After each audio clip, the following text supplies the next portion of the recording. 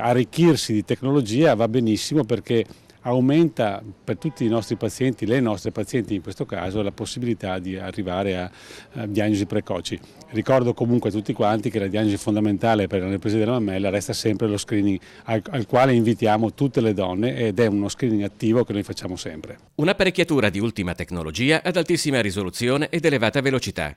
Qualcuno lo ha definito il mammografo intelligente. Dal punto di vista tecnico si parla di mammografia 3D con tomosintesi Smart Curve ed è un ulteriore passo in avanti nella diagnosi precoce del tumore al seno. Il secondo mammografo intelligente arriva al Centro di Medicina Mestre, realtà convenzionata col Sistema Sanitario Nazionale, ad un anno dal primo. Questo tipo di apparecchiatura ha un elevatissimo dettaglio e quindi questo consente veramente di avere un dettaglio assai elevato. Ci siamo anche noi accorti che si vede di più che con gli altri mammografi. Non si tratta dell'unico pregio di questo macchinario, il cui secondo esemplare è entrato in funzione con lo scopo di ridurre i tempi d'attesa. È un esame un po' che fatto in una certa maniera dà del dolore, però con questo nuovo apparecchio abbiamo ridotto questo dolore, quindi sentiamo da parte dei medici che dicono che le pazienti si rivolgono a loro dicendo: dottore, questa volta ho avuto meno dolore rispetto a quelle precedenti. Sì, si sa che lo strumento e come questi mammografi sono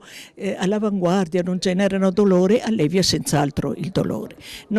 E anche la tensione. L'arrivo del nuovo macchinario si inserisce tra le iniziative dell'Ottobre Rosa, diventato in questi anni una consolidata realtà del Comune di Venezia. La prevenzione è vita e quindi in qualche modo quest'ottobre è diventato non solo il simbolo per tutte le donne che stanno lottando contro il tumore al seno, ma soprattutto un invito per le donne giovani e meno giovani a effettuare i controlli e gli screening necessari e a pensare anche a se stesse.